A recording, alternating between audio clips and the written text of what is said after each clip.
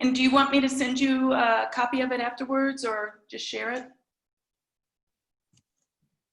Can you hear me? Michelle? Sure. Okay. Whatever works. Sure. Okay. Is your Wi-Fi, does your Wi-Fi look good? So far, yeah. I mean, I always get little lags every once in a while with Zoom. I don't seem to, I mean, I've upgraded to the latest version and it just seems like every once in a while it's just like, no, I'm tired. Yeah, well, I understand that. So I sent some questions and they're just to bounce off of however you want. Your work is amazing. Thanks. So I was very excited to see, and I started following you on Instagram a while back, and my thesis is going to be on climate change and the urgency and how that just what that unearthed, the COVID and at the moment and all that. So I think I'm really interested in what led you to what you do in your work. And you have so many things, but they seem to be sort of captured in materiality and paper. A lot, that kind of seems to be a heart of it, and you use it so well. So just what have been your life influencers? You know, you sent me this question and I was making actually like a list earlier because I was just like, oh, how do I narrow that down?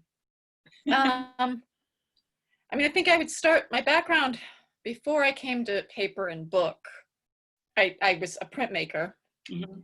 And so I was thinking about printmakers that I loved that, I mean, I still look at Kate Kollwitz, who's a German expressionist, and Belkis Sayon, who was a Cuban printmaker, and you know, I could kind of go on and on, but I feel like I was trying to like narrow down what was the timeline or the steps, and I think a big part of it was I was drawn to artists that were active about trying to make work about social change, but also were drawn to telling a story. That I mean, I think there is, and I talk about this when I teach, that I think there is a great value to the political poster, and it has had an incredible impact. And as a printmaker, it's not work I am drawn to make. That I think I want to make something that I still feel is activist and cares about social and political change, but that it has more of a story to it, that it is more contemplative.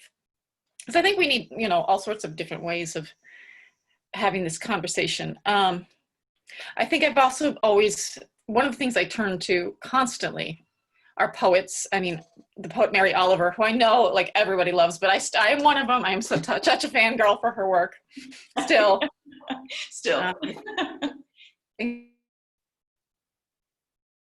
I was heartbroken, but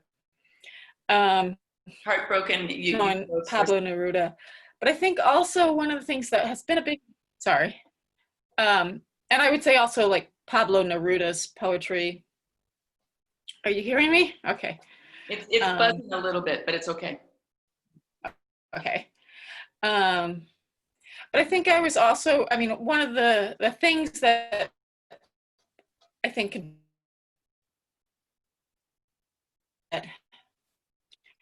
you know, was working with the environment. And, you know, if you think about the the guy, Robert Smithson and what's his face, who's building that city in Nevada. Michael Heitzer, thank you. You know, I love their work. I think it's very powerful and it has a huge impact, but it's also like sort of like Smithson did that whole asphalt pour down the side of a mountain, and like to build Spiral Jetty, one of the things he had to like do was like use bulldozers and dynamite in this very fragile ecosystem. And I think that kind of has led me to think about like paper making as sort of like a portable or like more a softer, for lack of a better word in this moment, a form of land art that, you know, I can because I work with a lot of fibers that I grow or that I harvest, I harvest invasive plants, or I get a lot of waste material sometimes from people. One of the things that people know is that I'm this paper maker. So people are constantly like, do you want my old jeans? And I got to the point a few years ago, I was like, I'm good, I'm good. So, I feel like that's one of the things about being a fiber artist is people are always like, here, take this fiber. Take will. I think all of that sort of came together to make me somehow. Yeah. And so you've said some of the people that you inspired. Did you read Upstream by Mary Oliver? I've read parts of it. Yeah. That was pretty amazing. Well, that makes sense, and I like these full-blown things that impact the environment. Seem to be paradoxical, contradictory, Mm-hmm. So yeah. An artist I really like is Alfredo Yar, and he I love the way he's honed everything down into these powerful statements, but they're still respectful to the environment. I heard him talk once, and he talked about his balloons, the migration thing with the wall, and they played those songs. I could never talk about it without crying, but he let the balloons loose, and the cloud, and he said, before anybody asked me, these are all biodegradable balloons. So yeah. Do you so do you think in that group of people you just named, the person that's inspiring you now, or what's inspiring you now, was named? Definitely Mary Oliver. Mm-hmm.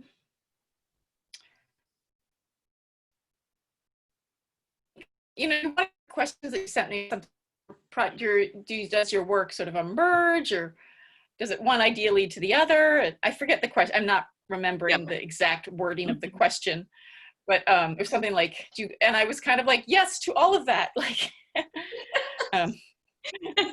yes. So, because I feel like, I think,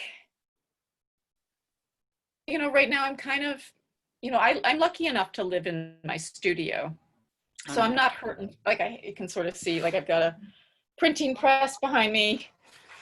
I'm talking, my beater's right on the other side. I mean, it's a small garage. It's not huge and glamorous, and it is the basement of this house. Like my ceiling is kind of low. I'm lucky I'm short, but I think like one of the things I started thinking about was also just limitations. Like I've been playing with just the idea of like, I have all this, I think one of the things that happens when you're a teacher is you end up saving all this stuff because you're like, oh, no, somebody might need that. And, now I'm not in proximity to students, so I have all this stuff. So I'm like, all right, I got to use some of this. So, like I don't think this is totally answering your question, but like, it's going there. This down. But like I just was playing around with structure the other day, and like I made this little thing out of like waste board and all my pulp painting demos, and it's a Mongolian binding, but it's wonderful. I don't know, I'm like, there's like, I feel like something happened. Yeah. So I'm not sure. So yes, I would say definitely I'm coming back to Mary Oliver, and but I would say I think I'm also becoming more and more influenced by artists.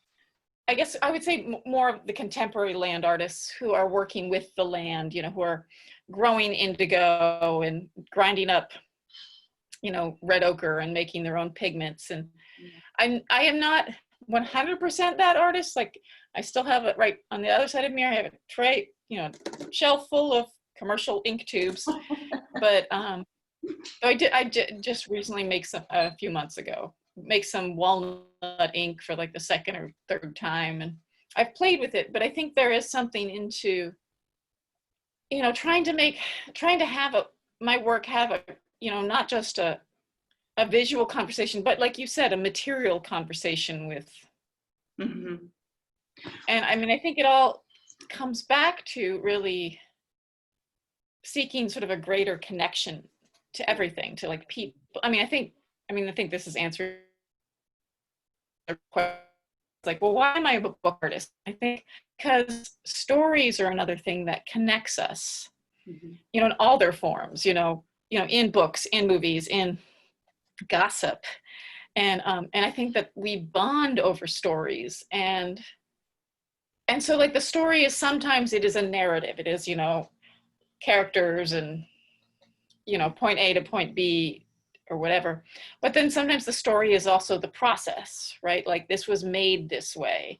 Mm-hmm. Like, these plants were turned into paper, which was printed with this. And so I think that sort of sometimes there are two stories, and both how it was made and how that knowledge of how it was made even gives something to the viewer, like this process, this connection to this labor and this process, but also the story itself, whatever is the imagery, whatever is pictured.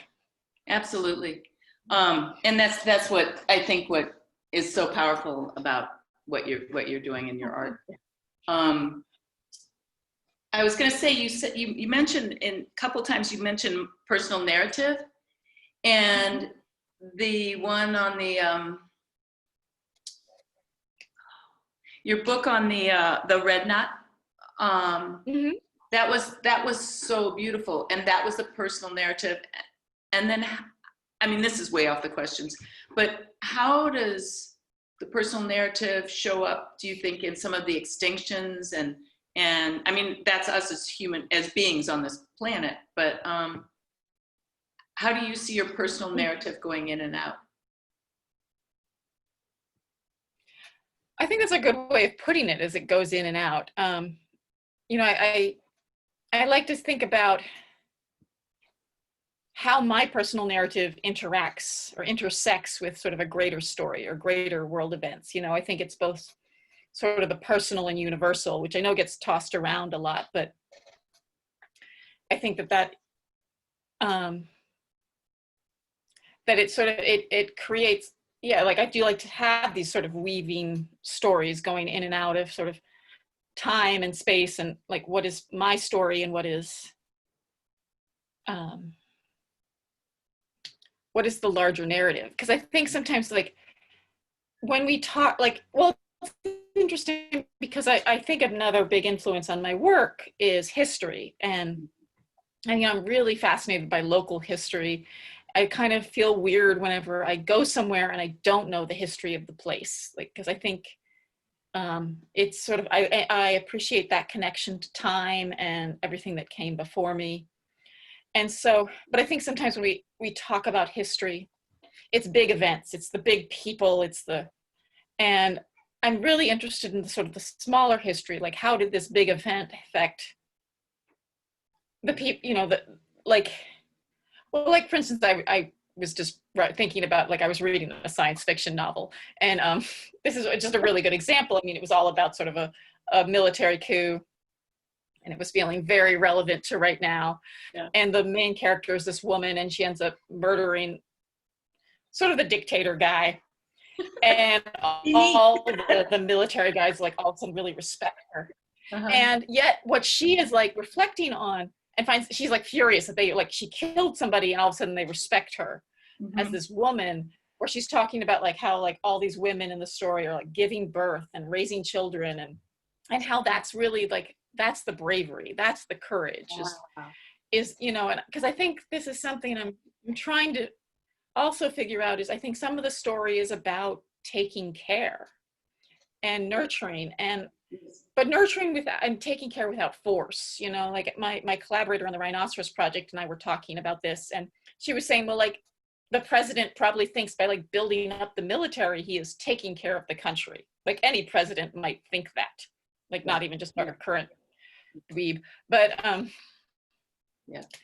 But so I think there's something to be said. Okay, I don't want to go down that path, whether or not that is true, but I think that I think we're in a time where, like, more than ever, we need to recognize that we need to take care of each other and the planet. I mean, this has been a conversation for decades, but we're at a point where we can't not do it now. Um, and so I think that's the story I'm trying to figure out now is like, how is the story of taking care? How do we nurture? How do we tell stories that are a way of taking care of each other and build connection and then pass that on so that that the caretaking goes on? Which is that's beautiful. I guess that takes me to a different question is so it's so hard right now as far as just being dark. And so where do you find your how do you balance the urgency of the environment with your practice? How do you manage that? That's a hard question. Yeah, I was thinking about that because I thought that was a really good question. I mean, I think it sounds like one thing, and I'm going to answer it, like, I don't swear because I'm not somebody who makes work fast. You know, my work is all made by hand, and it's often responding to events, you know, months, if that later. Like, I'm not somebody who's able to kind of, like, some people can respond in the moment. Though I think it's interesting how a lot of people are trying to respond to, like, the coronavirus right now, and all artists are like, we can't, we're in it, we can't, what? Like, we're trying, but, you know, it's so big. Yeah. And it's not just one event, it's this ongoing thing. Artists are trying to figure this out, but we're still in it. We're still in the thick of it, and we can't. I mean, I definitely feel like that, like, I would say, like, I posted on Instagram, like, sometimes there are things that I do that are quick. Like, I printed a bunch of postcards I've got to mail this week to encourage people to vote. But I think the way I balance the urgency is I try to live my life. And part of and this is something I talk to my students about, is like, the choice to be an artist isn't always just like, I make things, right? Like, it is, I choose to live my life in a way. And so I'm constantly trying to find ways to, like, live in a certain balance, you know? Like, I make paper outside, and generally, like, all that wastewater gets poured on the garden. So I'm sort of like that's just an example, but it's just, I do garden, I try to grow a portion of my food, or I try to shop responsibly, but so I'm living my life in a way the best that I can. Right. And I think that shows up in your work. Part of that involves making this work. And you have frozen, FYI. Can you still hear me? I can hear you. Yeah. Can you hear me now? Okay, there you are. Yeah, you're moving again. I was going to say that shows up in your work. And that's where the personal, where I see the personal, really, because it's so organic, and the fact that you know the plants and you know the history of everything that you're making. I want to ask about was it the ghost trees, or I want to call them the ghost trees, but I can't remember the title. I'm sorry. That was just amazing, and they're so enormous, and just the whole idea of it is just, especially being a book artist, it was kind of just perfect. Are they 3 feet? Thank you. They are? They're 3 feet wide, yeah, and about 7 feet tall. Yeah, so that was sort of funny because I had this idea. I talked about it for like years. Like, everybody was like, I got to make this thing. And, but I kind of felt like I needed like a residency or like help to do it. And because I didn't totally know how I would do it. And then I kind of got to a place where I was like, I just need to make this. And there's going to be some experimentation and mistakes, and I'm just going to have to accept that. And so, I mean, those sheets they weren't pulled, they were poured. Wow. And the paper dried in the mold. So my first task was actually building a mold that would work. Right. And I actually built a smaller one before I built the big one. That was that one. And the first couple times I tried to use it, it totally fell apart, like pulp all over the floor, like did not work. I was like, okay, had to learn how to do it. So, and I would probably do it a little differently now, but like part of it was like, I didn't have a lot of tools. And so I ended up, like I built it out of like heavy duty stretcher bars and staple guns, and then things got hammered on. And but anyway, so I mean, I had poured sheets before, but they'd been sort of in controlled environments and smaller. And so so then I had to like scale up, because I knew they needed to be sort of sizable to have a certain presence. Mm-hmm. And it took me several, and like each one I had to pour, and I had to like assemble a couple of friends to help me pour it. And I've kind of figured out a system now where I can do it by myself. But at the time I didn't totally know what I was doing. Because like the way I originally did it was I sort of, there's a way where the pouring mold had sort of a lip on it.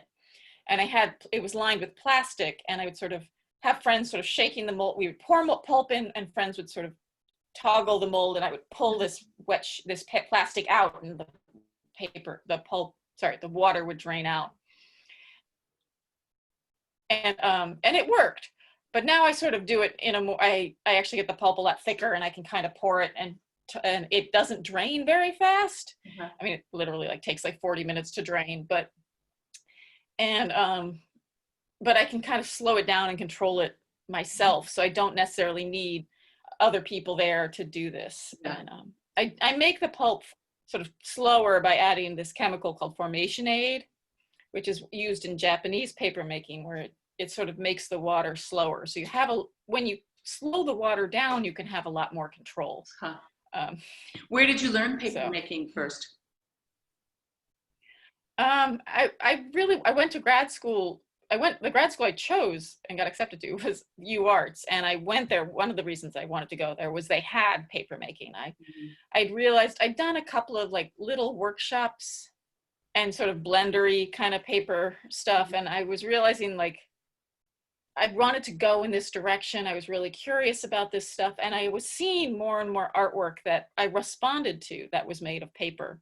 Mm-hmm. And so that was where I started, was grad school, about 2005 or so. And you're doing all those murals too? Are you? I've done a few. I did 2 this year that I consider mine. Uh-huh. I did one for the Oakland Animal Services. Uh-huh. And then I did one for a project called Project Artivism, which is sort of doing murals on some of the abandoned the boarded up storefronts in San Francisco. And I was helping with a mural this weekend. It had to go up in 2 days. Wow. So they had like 20 people there to help. But I would say I was just a help that day. Yeah. Well, really Philadelphia is a big mural place. Oh yeah. What let's see, what is the most, you've kind of said it, but I just want to pin it. What are the elements of your work that are most important to you, and what would you expand if you could? And medium, whatever, ideas, structure? I definitely feel like materiality is a big part of my work. Absolutely. Yeah. And story. Yeah. I finished last year, this big project that involved embroidery with my collaborator. So the Rhinoceros Project, we finished what we call our first act, or our first chapter. We haven't decided which one those is, where we spent 2 years sort of traveling, mostly in the Bay Area. Well, we had a few outliers. So doing sort of community sewing circles, and that we use that in big embroidery as a matrix for a giant sheet of handmade paper, which was, so this biggest sheet I've ever poured. It was 8 by 10 feet. And it took pretty much all day to like set up and happen. And we did document it. We just have not edited all the video yet. Wow. We're trying to figure out an actual, like, we have a Tumblr for the project that sort of was thrown together, but we're trying to actually together in a formal, official Yeah. website for the sort of archiving the project right now. We're working on that, which will have links to the video, some video to show the pour. But and so I guess building on that, we started a second chapter where we are doing another embroidery. I guess I would like to, and I would like to, I think, play more with embroidery in my own work. I'm still figuring out, like, it felt very like, okay, this, I had this mission with this sort of socially collaborative project, and like embroidery just sort of worked. And but like when I go to make an image, I'm just like, I had a guide, and now I have to figure out like, oh, what do I embroider when I'm coming up with my own ideas? You have it in one of your that books. aren't based. Yeah. What's that? You have embroidery in one or two of your books. Yeah, I have embroidered some paper and made books out of it. Yeah. Huh. And so your work, how do you work? So it's in your home, your studio's in your home. And do you, I mean, you seem incredibly prolific. And hard worker. Do you have a schedule? Do you just, out of curiosity? It's like, it helps to know, just hear different ways that people work. Well, right now I'm really lucky because I am teaching from home as well. So I don't leave my home. But when I teach in person, I teach in the South Bay. So I teach at I teach part-time at San Jose State and part-time at Stanford. So, and I want to say I miss teaching in person, like incredibly so much. But what I don't miss is the commute. Right. Like I was losing a lot of time for the commute. Right. I think what's also shifted for me in the past year, other than like never leaving my home, was also, the completion of the first chapter of the Rhinoceros Project. So I think that had always been a big focus, and making my non-collaborative work sort of squeezed in next to that. And so I've had that freedom without having this ongoing thing that I'm like fundraising and organizing and making and coordinating and with, so I guess, but I will say I'm kind of fortunate this fall because my teaching is pretty much done by like 1 o'clock in the afternoon. Like I get up. So I guess I do have a little bit of a schedule. Like I try to get up, and this doesn't happen every morning, but I try to get up and sort of do yoga, and like I find that I don't do that later. I get involved in the studio projects, and like, then all of a sudden I'm like, oh, I'm really tense. Yeah. But so like I kind of get done teaching, and I can kind of have lunch and transition to making. And I think one of the good and bad things about living in my studio is like I work late. I work pretty much into the night right now, because again, like sometimes I'll be on Zoom with friends or chatting with friends on the phone, but I'm still like I have a weekly sewing circle with friends and on the Zoom. So like I am, making stuff, but I'm also like, I don't know, like, I'm trying, taking advantage of having to never leave the house, but I think there's something interesting in it. Yeah. Is your family artistic? Do you come from a family of artists? My mother's a quilter. Oh, perfect. And I think she, I think that's one of the things I like to talk about to my students, because I think that's really, she's been a larger influence on my work than I think she would actually take credit for. I went to school and I studied, in undergrad, my undergraduate degree is interdisciplinary, but I felt like it was sort of, but you're really supposed to make paintings, right? Like there was sort of this prejudice, like, and here I was making prints and sort of weird, I got out there and I realized after like a year after graduation that I hadn't really painted much at all, but I'd made all these prints, and I was like, I am not a painter. And I think I've also kind of denied it for a long time because I get tired of the hierarchy of like, or being like, oh my God, painting. And, but I think that is one thing. And I say this to my students, that like the knowledge you get from your parents, whether it's like in the kitchen cooking, or, if they're a crafts person, or if they have like some sort of tradition, that is just as an important an education that you get as much as what you get in your school. Right. I think we discount it because we learn it in the home it's not seen as, like, I learned to embroider from my mom. And now I just did this huge, multi-year project that involved embroidery. Like, I didn't learn embroidery in school. I didn't study it. Right. I mean, the closest I would say I studied formally was bookbinding, which does involve sewing. But I think that, yeah. What do you see? The last one's kind of a huge tent. What do you see of the future of the artist and relevancy of book art? We talk a lot at Mills about book art, and I tend to be just kind of one step off all the time. And so book art seems like such a, well, where do you think it is? I'm always trying to find out what people think about book art. It's funny because, having gone to graduate school for book art, I feel like one of the first conversations we had to say to people we had was like, how do we explain this to everybody in our lives, what we're studying? Because everyone's like, are you an illustrator? Is it right. like publishing? And I remember somebody in my cohort, the cohort behind me, actually, she made this little pamphlet at one point that was like, talking to your loved ones about book art.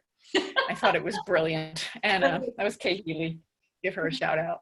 But I think I still have a copy of it around somewhere. But I think it gets talked about a lot in graduate school because, like, I think there's this fear in students that, like, am I relevant? Am I going to be taken seriously because I'm doing this weird thing? I'm not like making avant-garde video projects. And all I can say is, like, I think that for me, the most success I've ever had has been when I've just been the most myself, my weird, quirky self, and that is partially a book artist. I mean, I would say, yes, I identify as one of many things, but as a book artist, someone who makes books. And, I think that part of the fear comes from the fact that book art also has this, like, craft sideline that, like, oh my God, like, we're de-skilling now and craft and blah, blah, blah. And then, but, like, I got to tell you, I go to a place, like, I taught at Haystack Mountain last summer. And everyone there, like, craft is like a holy word, yes. like, yes. You're a craft person, come hang out with us, and it's a cool place. So I would not want to miss out on that. Yeah.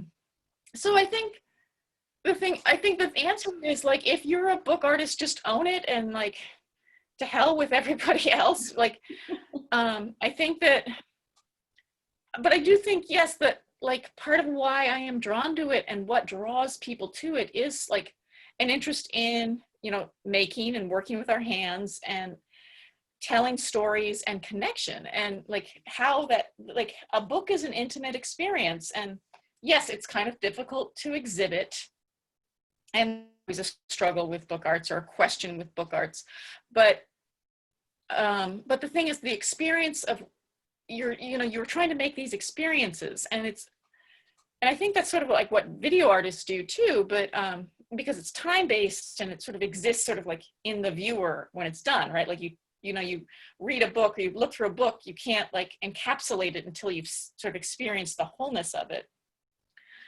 But I think that the thing about the video is, like, there's this disconnect from the hand. There's this disconnect from materiality.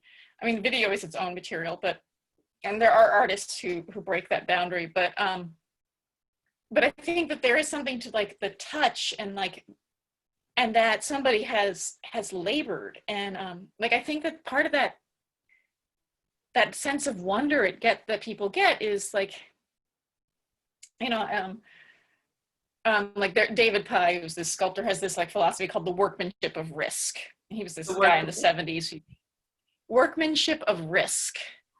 Like, if you are making something with your hands in particular, like, it relies on your skill, and there's still a risk you can make a mistake, that it would not come out, and that either you have to fix that mistake or you have to start over, but, like, you're always sort of working with this risk. And I think that risk is a certain vulnerability. Like, if you're working really, like, you have to focus, and, like, and so that time and that labor and that sense of, like, impending vulnerability while you make something sort of is conveyed to the viewer, that they are drawn to, like, oh, like, sometimes it's just like, oh my God, you worked really hard. Are you crazy? But, like, there is an appreciation for that that, I mean, it's a devotional act in a way, I would Yes. say. So Honest labor. and so I guess, beautiful. yeah. And so in greater, so just to add, like in that greater conversation, I think that there is there is a value in that hasn't been lost. And I think that the art world, or, you know, even the greater world, I think that's one of the things about book art is, in a weird way, it like appeals to people who don't have like the knowledge of art history or the art school training, that it has a democratic value and a universal appeal because it's in the form of a book, and people kind of can like key into that a little. And yeah. So I think that that it's still vibrant and necessary and weird, and that's awesome. Yes, yes. And the history of it, and the I watched part of a movie that's coming out, The Bookmakers, and Oh yeah. Are you in it? I don't know. No. I haven't finished it. No. It's just, it made me so happy, because it's just how much people love books, and that use of hands and labor. And I love the idea of tying it with risk, because that's so true. Yeah. And as we go further, I mean, I can't think of any better way to put things right now that's within reach. Yeah. Well, that's beautiful. I was gonna say that I listened to Jonathan Franzen and Elizabeth Colbert and Bill McKibben and a conversation the other day. And Jonathan Franzen, who's a little bit grumpy and cranky, some people have a hard time with him. He said that, but I think he's brilliant. And he said that they were talking about climate change and how you would survive in that. Did you hear it? No, I haven't heard it. Okay. He said, well, you know, he said people are willing to face the end of our planet. And he said it's death on a whole another level, whereas it just mirrors our deaths. But he said, I find hope in the fact that we're willing to embrace something that big, you know. And they all three talked about kindness, all three of them, and how that was what was missing and needed, and it was beautiful. And I loved your word. Thank you for solastalgia. Yeah, I mean, it's Glenn Albrecht is a philosopher who came up with that word. It's so real. He lives in, yeah. And he lives where? He's in Australia. He's actually very approachable. You could write to him and just be like, so tell me more about this word. And he'll be like, oh, somebody's interested. I think he lives in, if I recall correctly, he lives in Perth, which I think is, you know, like the most Perth. It's on the western side of Australia. So I think I've been told it's the most isolated big city in the modern world. Oh, really? Huh. I've never been there. But I mean, he might have plenty of friends, and yeah. They have unusual trees there. Well, and good surf. Well, thank you so much. I know it was supposed to be 20 minutes, but I really appreciate all your time. Is there anything you wanted to, oh, you know what else I want to know? Will you give workshops again, or do you think, I want to learn how to make yeah. Yeah, I'm hoping to. You know, there's actually a meeting on Wednesday. Today is Monday. On Wednesday, that Center for the Book is having an instructors meeting about how we're going to move forward. I don't know what it's going to happen, but I hope to, yes, given workshops again. Yeah, and you're teaching only at SF's or San Jose and Stanford. Are those connected with their MFA degrees or? Undergraduate BFA degrees. Nice. Well, anything else that I should? Well, I think one thing, you know, responding to the idea of kindness, I mean, it was funny because there's a professor at Stanford named Gail White, and she and I have this sort of broken conversation over a couple of years where she's realized, you know, when we talk about climate change, a lot of time we feel like if we give people the right facts, they're going to start to believe in the science. Right. And I really kind of feel like we're at a point where facts aren't working. No, they're not. I mean, clearly conservatives are really great at exploiting people's emotions. So like, we need to think about like, okay, you know, maybe this isn't necessarily logical, but like, you know, Gail was talking about how she's really been saying, like, embracing the idea of like love, like we're going to lose everything we love with climate change. And I was saying how I think there's also a conversation about heartbreak, you know, not like we've lost, like, you know, my heart, you know, like not like, but the heart idea of like your heart is breaking at like on this nostalgic level, and like, can it break open? Can you're, you know, like, you know, you have a choice when you are confronted with something very painful, and which is you can become very bitter and closed, or you can become more open to and sensitive to other people. You can become more empathetic and compassionate. And I think we're at that point where like, okay, are our hearts culture, you know, system wide, are they breaking? And we have to like let them break open, you know, and I'm not entirely certain how we do that, but I think that that's sort of, we have to kind of, you know, I felt like when we went into quarantine, like there was this conversation like, oh my God, we have to pay essential workers fairly and teachers are amazing. And then it kind of like lasted a few weeks and then was over. Right. And I'm hoping that those, there's still reverberations of that like it continues on. And I think part of it's like, we have to kind of keep having these conversations and making work and telling these stories that, so that we can kind of like stay open. And you know, I think like in a month from now, we're going to all be kind of like either relieved or more heartbroken. Yeah. And but that we need to like, but that's not, the fight doesn't end on November 3rd. Like it, no matter what happens, like we still have to kind of keep being open. And, you know, like Rebecca Solnit writes a lot about hope, and she talks about how like hope isn't optimism. Like optimism is like the belief that everything's just going to be okay. But like hope is sort of like, I believe that I can be part of the changes that make things better. And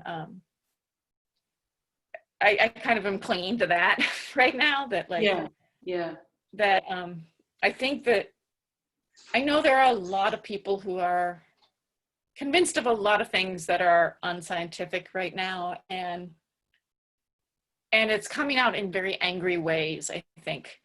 And I guess like I have to kind of look at that as like, okay, there is part of that is probably coming from a place of grieving, like our lives are changing, and that it's frightening on a, you know, especially for white people who are like learning that they're not the head of the food chain right now.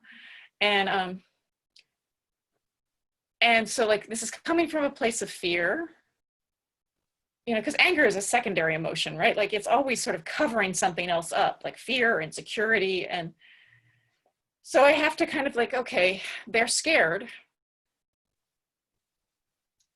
I have to kind of, like, I'm not saying that that makes them right, but I'm saying that that doesn't invalidate the work I have to do, I guess, you know, like, and that I have to kind of see that fear is like, okay, that's a starting point for something, hopefully. Back to hope again.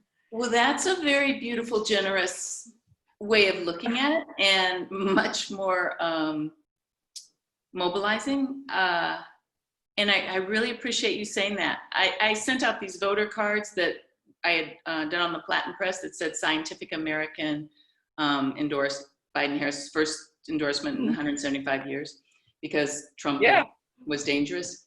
And I'm from Missouri, and I got calls from people who are doctors and, you know, people who should know, and they didn't see it. Science is their lives, and they couldn't absorb that. And I think the idea of heartbreak, because that's exactly what I feel. And when the pandemic first happened, I saw people, I would cry. You would see people, families walking around, you could hear birds. There were all those, I mean, we were all sort of exuberant from it. And then it quickly just, went further. Yeah. But you're right. Underneath heartbreak is something else. Mm-hmm. And underneath anger is something else. And underneath sadness, Mm-hmm. Yeah, I wonder how people, it's a very vulnerable place to be. And most people, heartbreak is a big growing stone. Yeah. Yeah. Yeah. Huh. Well, like when 9/11 happened, there were all those artists that stepped up with those beautiful things. And it seems at this point more scattered in some way now to me, and the responses, and I'm not quite sure why. Well, I think we've been in like a state of trauma, for lack of a better word, since 2016. Yeah. And I think that this has been building for a while, but I think that what everyone became even more aware of since 2016 is the communities that I care about and the things that I care about and the things that I value were being attacked from all sides. Right. It wasn't like 9/11 was a singular event. And it was an event that had come out of a lot of foreign policies that had been building up for years, but it was for Americans, one event.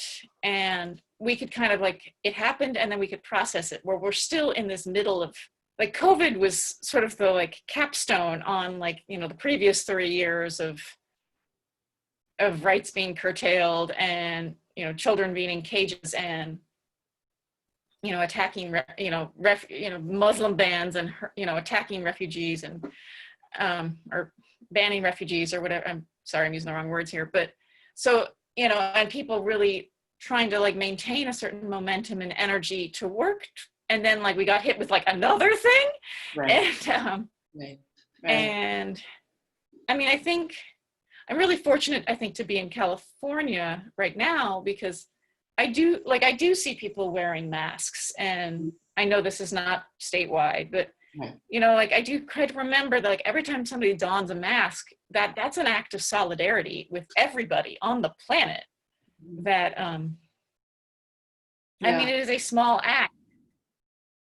Yeah. I watch TV now and nobody's wearing a mask. What? Like any sort of sitcom from pre-COVID times. But people kind of recoil. And they're in a group. What? But yeah, that's I try to. You try to what? But so I try to remember well, I'm just saying I'm trying to see what gets attention is the big negativity, right? Somebody needing to be negative, but the people who are staying home and wearing masks and not causing a big fuss are a majority of us, and they're not and so since they're not a big fuss, there's that is the story being told. And I would say too, part of the story is that before I entered this MFA program, I worked at a nonprofit for 20-something years, and I think what shocked me was how little people were able to see empathize would be the next step, but even to recognize what other people's worlds were. It was just so the inability to understand or see had just become so great that there was just no, and then I think that COVID just kind of took the rock and put it off and took it off, and it's, so what do we do with all that we see, and I think heartbreak is a really interesting way to think about it, and what people love, which is kind of tricky because then you're appealing to something that's not quite what I was thinking of, but we always talk about common ground. So I don't know where that is, but Yeah. It's not in faith of religion, I don't think. No, Yeah. not for me. No, But maybe different faith. yeah. Yeah. Well, one of your pieces, the piece that you did in Wyoming, is that the one with the oil wells? It's so gorgeous. The prince, and I think it's you because it's standing in a field looking at, no? Oh yeah. Yeah. No, that was actually from Richmond. When I lived in Richmond and near the Chevron refinery. Oh, really? That's where I am right now. Yeah. So there's a movie, it's Icelandic, and it's called Woman at War, Oh, which I think writing you that down. might enjoy. It's Yeah. an image. It's yeah, it's kind of beautiful.